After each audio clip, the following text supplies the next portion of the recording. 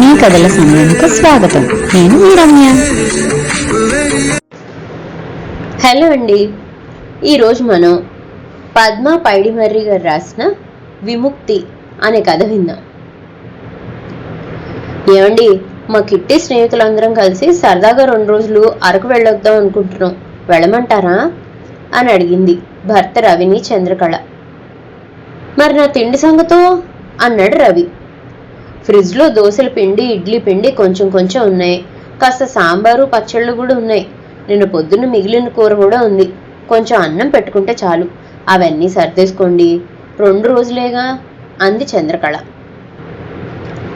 చంద్రకళ వెళ్ళాక కాసేపు టీవీ చూసి ఆకలిగా ఉండటంతో ఫ్రిడ్జ్ తీశాడు రవి. 4 పెద్దవి, 2 చిన్నవి, ఇంకా లెక్కలేనన్ని బుల్లి డబ్బాలు చాలా ఉన్నాయి. దోశల పిండి ఏదో, ఇడ్లీ పిండి ఏదో అర్థం కాలేదు రవికి. ఒక డబ్బా లాగితే దాని పక్కది వెనకది కూడా పోటీ పడి మరీ ముందుకు వచ్చేస్తున్నాయి. ఎలా తీయాలో అర్థం కాక అయోమయంగా చూశాడు ఫ్రిడ్జ్లోకి రవి. అసలు ఇలా ఎలా సర్దింది చంద్రకళ? ఇది కూడా ఒక కళే. ఏది ముందు తీయాలి? అబ్బా, ఇవన్నీ నేను పడలేను, పిజ్జా తెప్పించేసుకున్నా అని ఆలోచిస్తూ ఫ్రిడ్జ్ తలుపు మూసేశాడు రవి. రవి మనసు చదివిన ఫ్రిడ్జ్లో పదార్థాలు ఒక్కసారిగా ఉలిక్కిపడ్డాయి.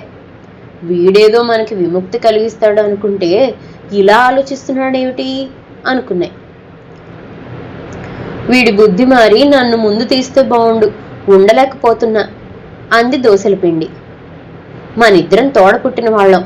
నేను పులిసి వారం అయిపోయింది. నా వాసన నేనే భరించలేకపోతున్నా.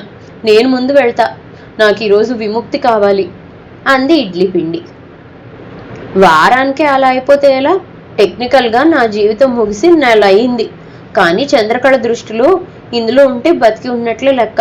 నోరు మూసుకొని ఉండడంలా నేను అంది జీడిపప్పు ఆవేశంగా. మా పరిస్థితి మరీ దారుణం. అప్పుడెప్పుడో వీళ్ళ అమ్మాయికి జ్వరం వస్తే మమ్మల్ని తెచ్చారు. మేము నచ్చలేదని ఓ మూల పడేశారు. అసలు మేము ఉన్న సంగతే మర్చిపోయారు. మేము బయట పెడతామో లేదో కూడా తెలీదు అన్నాయి ఓఆర్ఎస్ ప్యాకెట్లు దిగులుగా. నా సంగతి మరీ విచిత్రం. ఒకప్పుడు మహారాణి వైభోగమే నాది. రోజు చంద్రకళ మొహం మీద ఉంటూ హాయిగా బయట ప్రపంచాన్ని చూస్తూ గడిపేదాన్ని. కానీ 10 రోజుల క్రితం నా గడువు ముగిసింది. కానీ చంద్రకళ దాని తెలివితేటలతో మొహానికైతే గడువు ముగిసింది కానీ కాళ్ళకి రాసుకోకూడదని ఏమీ రాసలేదుగా అందులో. అనవసరంగా పడేయడం ఎందుకు అని ఇందులో పడేసింది నన్ను అంది ఫేస్ క్రీమ్ చిరాకుగా. మీ అందరికీ ఈ రోజు కాకపోతే ఇంకో 4 రోజుల తర్వాత అయినా విముక్తి వస్తుంది. మరి నా సంగతి తెలుసా? పత్యానికి పనికి వస్తానని 7 ఏడాది క్రితం రవి వాళ్ళ అమ్మ ఇందులో దాచింది నన్ను.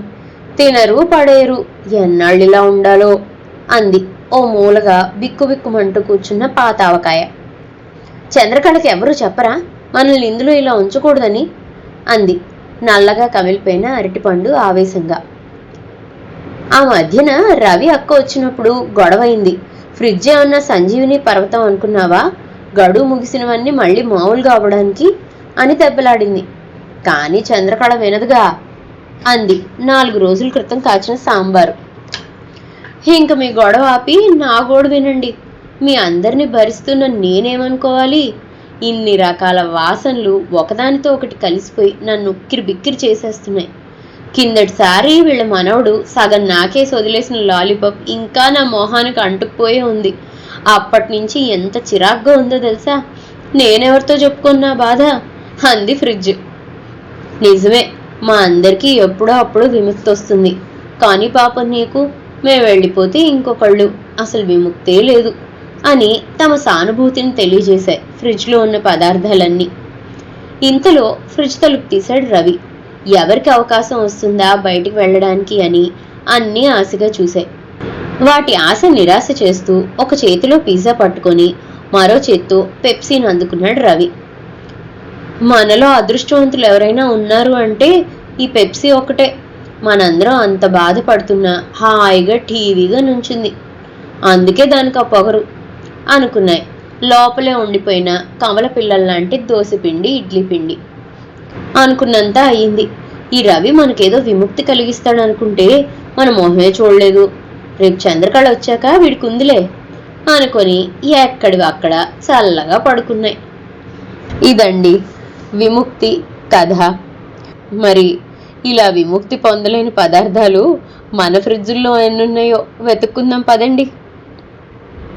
మరో మంచి కథతో మళ్ళీ కలుసుకుందాం. అంతవరకు సెలవు. కథ కనుక మీకు నచ్చినట్లయితే లైక్ చేయండి, షేర్ చేయండి. అండ్ మరిన్ని ఇంట్రెస్టింగ్ కథల కోసం ప్లీజ్ సబ్స్క్రైబ్ టు మీ కథల సమయం. Thank you.